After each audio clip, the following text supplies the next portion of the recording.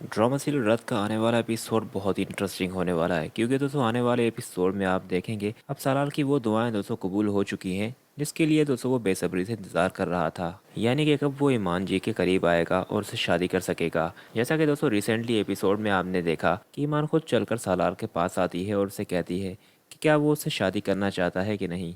सालार जो कि खुद यही चाहता था कि वो ईमान जी से शादी करे, क्योंकि वो बचपन से उससे मोहब्बत करता था, पर जैन के आने की वजह से वो अपनी मोहब्बत से पीछे हट गया था। इसलिए फिर दोस्तों जब वो उसे ये कहकर चली जाएगी कि आपके पास एक दिन है, आप एक दिन सोचकर मुझे बताइएगा, तो दोस्तों फिर जब वो घर जाएगा तो वो ईमान की बातों को याद कर रहा होगा कि यही मौका है। वैसे सारी ज़िंदगी मैंने दूसरों की सुनी है, इस बार मैं अपने दिल की सुनता हूँ। तो दोस्तों उसे अपना दिल यही जवाब देगा कि उसे ईमान जी को हाँ कह देनी चाहिए। और फिर दोस्तों वो जब कॉल करेगा ईमान जी को, तो ईमान उसे कहेगी कि मैं जानना चाहती हूँ कि आपने क्या सोचा जो प्रपोजल मैंने आपको दिया था। ईमान को लगेगा कि दोस्तों वो उससे शादी नहीं करना चाहेगा, क्योंकि ईमान जैन से मोहब्बत करती है और जैन उसके अब भी दिल में है। पर सालार इस सब के बावजूद उसे कहेगा कि मैं आपसे शादी करने के लिए तैयार हूँ। और फिर दोस्तों आप नेक्स्ट सीन में देखेंगे कि सालार और ईमान निकाह कर लेंगे और ईमान सालार के साथ सबसे पहले अपने घर आएगी और आलम साहब को ये कह रही होगी कि आप जो चाहते थे आज मैंने वो कर दिया। फिर वो उसे ये कहेगी कि आपको मेरे ऊपर भरोसा है ना बाबा, जिस पर वो कहेगा कि हाँ क्यों नहीं, मुझे अपने आप से ज़्यादा तुम पर भरोसा है और बस इसी उम्मीद और आसरे पर तो जी रहा हूँ मैं।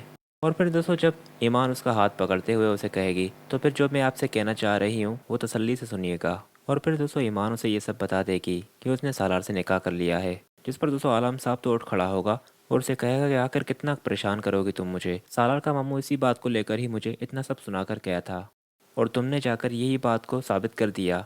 अब वो क्या सोचेंगे मेरे बारे में कि मैंने वाकई में यही करने के लिए सालार को अपने करीब रखा था। जिस पर दोस्तों सालार उसे कंसोल करने की करेगा और उसे बिठाएगा, तो वो सालार से भी यहाँ पर नाराज़ होगा कि तुमने ये फैसला कैसे कर लिया सालार, तुम तो बहुत अच्छे थे। और फिर ईमान को ये कहकर वहाँ पर नीचे बैठ जाएगा कि तुमने तो मुझे मरने से पहले ही मार दिया ईमान, और कितना मारोगी मुझे। जिस पर दोस्तों ईमान उसे कहेगी कि आप भी तो यही चाहते थे और सालार आपको भी तो बहुत पसंद था, तो मैंने आपकी पसंद के लिए और आपकी खुशी के लिए ये सब कुछ किया। तो पर बेस्ट सीन तो तब होगा जब ईमान सालार के घर जाएगी और वहाँ पर सालार की बादशाही देखेगी कि सालार इतना बड़ा अमीर लड़का था पर वो इतनी गरीबी में ज़िंदगी जी रहा था। पर सारे सीन से पहले लायक का सीन होगा। लायक दोस्तों सालार के बाप को और उसकी सौतेली माँ को काफ़ी कुछ सुना बैठा होगा, जब लायक दोस्तों सालार के बाप से ये बात कर रहा होगा कि मैं चाहता हूँ कि सालार को भी कारोबार में शामिल किया जाए, उसका जहन बहुत अच्छा है, उसे कारोबार से दूर क्यों रखा जा रहा है। और उसे ये भी कहेगा कि मैं सालार का मामू हूँ और मैं उसकी परवाह करने के लिए भी बैठा हूँ। वैसे भी ये सब कुछ सालार का ही है।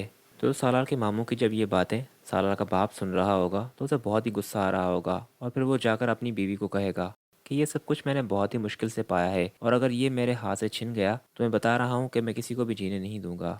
खैर इन सारे सीन के बाद जब फिर ईमान आएगी वहाँ पर और सबसे पहले जब सालार उसे जाके अपने मामू से मिलवाएगा, तो सालार से उसका मामू यही पूछेगा कि ये कौन है और उससे तुम्हारा क्या रिश्ता है, इसे यहाँ पर क्यों लाए हो वगैरह वगैरह। जिस पर वो उसे कहेगा कि मैंने इसे निकाह कर लिया है। और फिर दोस्तों उन दोनों में काफ़ी बहस बढ़ जाएगी और सारे घर वाले भी जमा हो जाएंगे।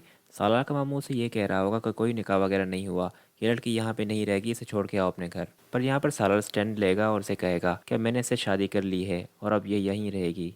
खैर यहाँ पर सालार तो ईमान को दोस्तों कॉन्फिडेंस में लेगा और उसे कहेगा कि ये अगर उतना ही तुम्हारा है जितना मेरा है तो मैं यहाँ पर कोई कुछ नहीं कह सकता, और अगर कोई कुछ कहता भी है तो तुम मुझे बताओगी। और फिर दोस्तों यहाँ पर ईमान को अभी एक दिन ही नहीं हुआ आए हुए, तो उसकी सौतेली सांस जो है वो अभी से ही उसके लिए प्लान करना शुरू कर दिया है उसने कि ये लड़की मुझे बहुत तेज़ लगती है, इसके बारे में मुझे जल्द से जल्द सोचना होगा।